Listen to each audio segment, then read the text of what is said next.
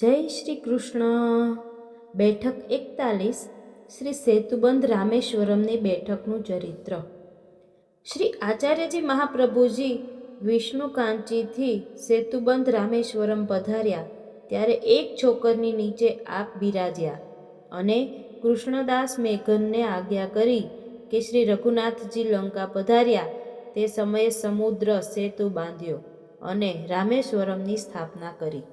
તે રામેશ્વરમજી રામચંદ્ર સ્વરૂપ છે, તેથી વિભીષણ નિત્ય દર્શન કરવા આવે છે.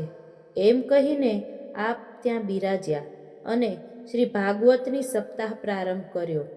શ્રી રામેશ્વરમજી કથા સાંભળવા પધાર્યા ત્યારે શ્રી આચાર્યજીએ કહ્યું, પરિશ્રમ કરી કેમ પધાર્યા? ત્યારે શ્રી રામેશ્વરમજીએ કહ્યું, આપે જીવ પર કૃપા કરી છે.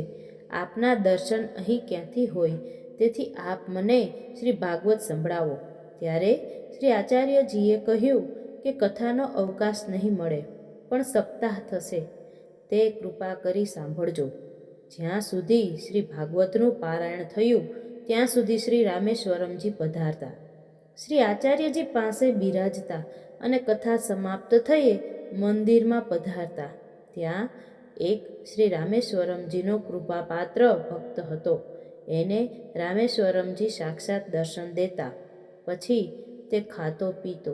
એક દિવસ 3 પહોર સુધી તે ભક્ત મંદિરમાં બેઠો, તેને દર્શન ન થયા. જ્યારે આપ વધાર્યા ત્યારે તે ભક્તે વિનંતી કરી કે મહારાજ, અત્યાર સુધી આપના દર્શન ન થયા, તેનું શું કારણ?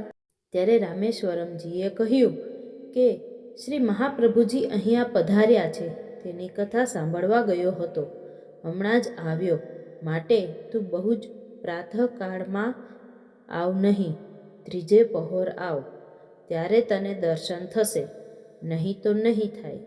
જ્યાં સુધી શ્રી આચાર્યજીએ પારાયણ કર્યું ત્યાં સુધી રામેશ્વરમજી ત્યાં બિરાજ્યા.